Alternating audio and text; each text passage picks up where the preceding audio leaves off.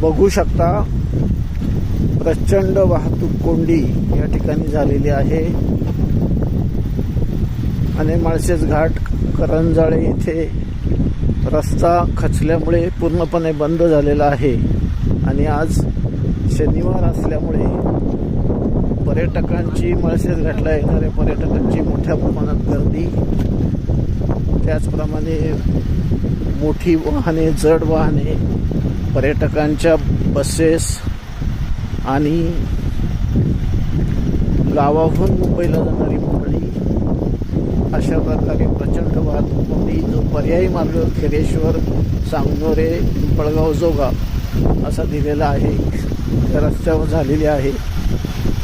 जवळजवळ राजगड हॉटेलपासून खेरेश्वर पोहोचेपर्यंत मला स्वतःला 2 तास गेलेले आहेत. उद्या रविवार आहे आणि उद्यासुद्धा मोठ्या प्रमाणात पर्यटकांची गर्दी ह्या रोडला होण्याची शक्यता आहे. तरी सर्वांना विनंती आहे की शक्यतो प्रवास टाळावा, कारण या मार्गावरती कुठलीही चहा पाण्याची सोय नाही, कुठलीही खाण्यापिण्याची सोय नाही आणि त्यामुळं हे बघा या ठिकाणी आपण बघतोय की लहान मुलांचे मोठ्या प्रमाणात हाल होत आहेत. तसेच वाहतूक पोलिसांची सुद्धा फार कमतरता आहे. स्थानिक ग्रामस्थ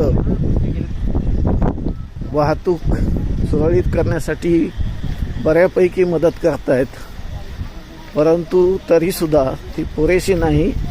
रस्ते खूप अरुंद आहेत आणि जेव्हा 2 जड वाहनं समोरासमोर येतात त्याच्यामुळं ही वाहतूक कोंडी झालेली आहे.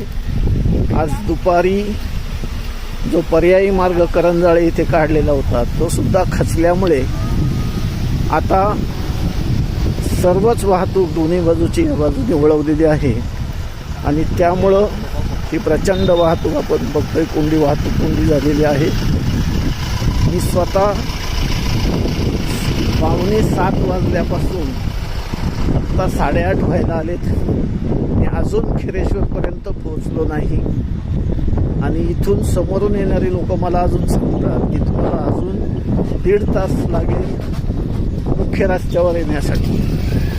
तर या सगळ्याचा विचार करून या सगळ्यांना विनंती आहे की कृपया शक्यतो उद्या कोणी माळशेजला पर्यटनाला येण्यासाठी प्लॅन करत असाल तर तो टाळावा, कारण मोठ्या प्रमाणात पर्यटकांचे हाल झालेले आहेत.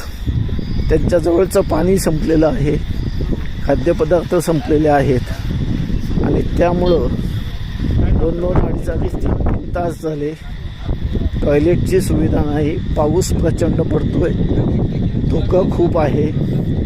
तरी सर्वांनी या मार्गाचा उद्या अवलंब करण्याचं टाळावं.